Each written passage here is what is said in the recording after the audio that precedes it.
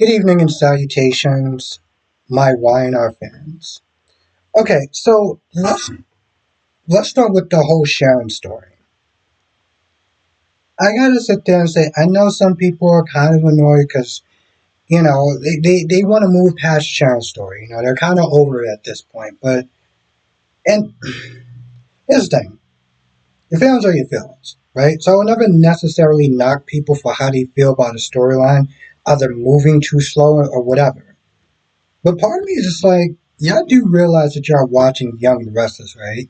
Like, out of all four of the soap operas, this is probably the most slow paced moving out of all four of them.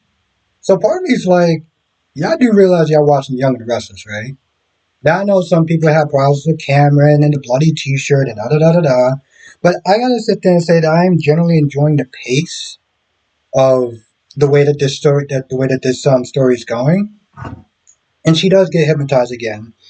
And now she finds out that not only did Heather actually get up, she got back up, but she also heard voices though. Now I don't think that she can actually pinpoint who the voices are, but she knows after she fell on the ground, she got back up.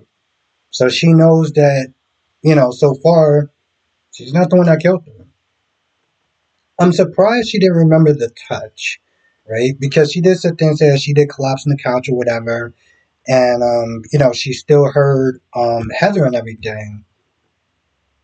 But granted, in the show, you can clearly see somebody put their hands on her. So it's not like they just fell back and even if it's a light tap, I can remember somebody touched me.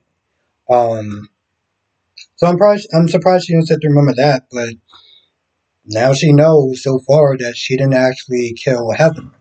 The thing is, knowing it and proving it is two different things. With hypnosis and stuff like that is very. It's like I don't know how you could sit there and enter that into evidence as far as well. She said she didn't do it. She got hypnotized by Alan and stuff like that. People could sit there and argue. Isn't she a therapist? So couldn't she just simply fake everything that fake it like she was being hypnotized? So it doesn't necessarily get her out the woods, but it does clear her conscience a little bit. Okay. Phyllis, Daniel, and Lucy. Here's what I'll sit there and say about Lucy. It is sad what she's going through. You know, I had to sit there and get rid of a lot of Heather's stuff, and Phyllis is sitting there saying like, it's easier to sit there and start to try to move forward when you don't actually have clothes and stuff like that that reminds you of the one that you loved. And I can understand that. I get where she's coming from with that. I do think 14 minutes of that dedicated towards Lucy was probably a bit too much. But the thing is with this show, they got to find some way to sit there and pad it. Now, eventually they wound up leaving. Those two wound up leaving, and they go to. I don't remember. No, it was Society, because I think they kind of realized maybe we shouldn't probably be going back to the coffee house that Sharon is still at, because it is pretty stupid that they keep going there. Anyway, they get there, and long story short, all Phyllis is sitting there doing is pretty much trying to get Daniel to talk her out of her worst impulses, which is to help Billy get revenge on Victor. And first of all, Daniel's like, all right, number one, you honestly think that you're going to get this company back from Victor Newman? Seriously, they call him the Great Victor Newman for a reason. Jack has been battling him since probably before I was born. So, like, good luck with that one. But yeah, she just wants him to sit there and talk her out of it. Because, their relationship is getting a lot better, and, she don't want to fall back into old patterns of plotting and scheming and things of that nature. But she does hopefully want to try to get the company back so this way she can work. Like, she wants something to focus on other than her kids and the grief that's going on in their lives. And she hasn't felt invigorated since the Grand Phoenix. So she needs something to sit there and focus on, and I get that. That's the real thing. As much as you love your kids and stuff like that, your life has to be more than just your kids. Yes, at the end of the day, they're the most important things in the world, but you need something else. Otherwise, you start to hover and start to interfere and start, you know, overstepping boundaries. This is my issue with her, and this is my issue with Carly on General Hospital. It's like, bro, let your 30-something-year-old son handle his own itch. So Daniel was like, listen, we could sit there and start something together. Let's sit there and partner up something and try to work on something together. I have no idea what the hell that is, but whatever. Now the PI actually found Damien. And it's not they're telling Amy and Nate, listen, if you wanna get him, we have to do it soon. Otherwise, he just gonna sit there and dip. So for 20 minutes, okay, and this is where it starts to get kind of stupid.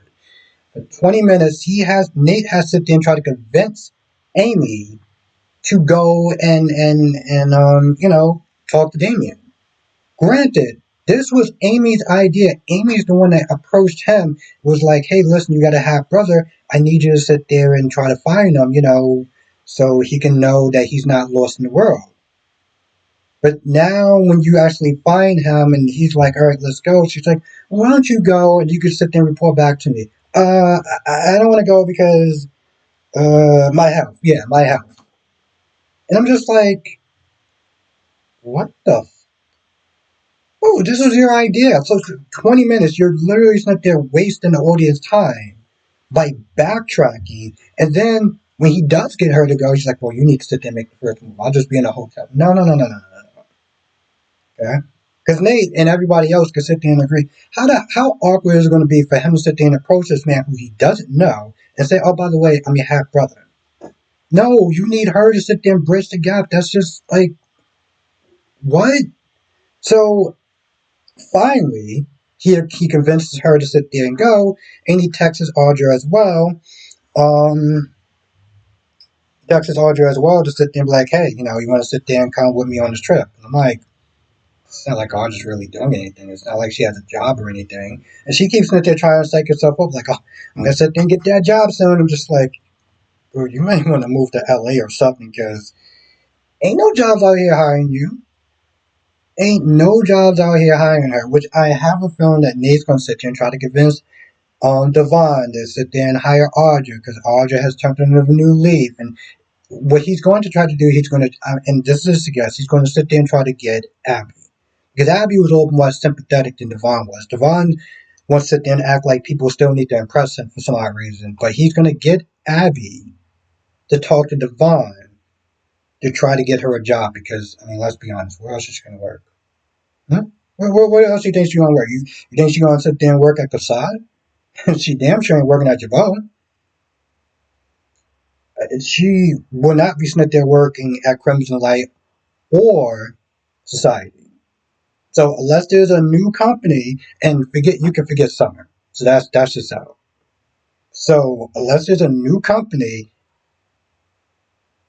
Winters is their only option. I'm so glad. I am so glad. Listen, I didn't like the way that Victor and Nikki went about this whole thing. I am so glad this co-chancellor. Because this Abbott and Chancellor thing was just so dumb. It was so stupid. So I'm so glad that it just went back to Chancellor. It was just stupid. Um, and I think Phyllis at the end, because I was watching it this morning. You know how you watch it, it's all kind of blurred or whatever. But I think pretty much Phyllis told Billy that she's not going to go through with it. She's not going to go with the revenge scheme and everything like that. Um, so now he's out. Now he's out on his ass. Now he's out on his ass because he disowned his brother, and Phyllis ain't going to sit there and help him. So what are you gonna do? You gonna get Sally in your BS? Yeah, I don't like the idea of Victor just gets to win and he just gets to walk away. But like, what's the alternative? You know, sit there and spend a bunch of money and time and effort, and it's not they're trying to get back at Victor when you can just simply live your life and be like, you know what? Let this bitter ass old man have this. Seriously, let his bitter old ass just have this. We got kids. Let me sit there and be the better person. Victor, at this point, he's stuck in his ways, and that's not going to sit there and change. So let me just show my kids that I can sit there and rise above it. Um. Anyway, I feel like that's pretty much about it. I can't think of anything else. So, if I forget anything, write in the comment section below, and I will see. Also, share this video. Share this video. I know there's YNR fans out there. I know that there's YNR fans out there. So if you share the video, that will definitely sit there and help the algorithm and stuff like that, and get more people on board. It's a popular show, surprisingly. Alright, that's all I got.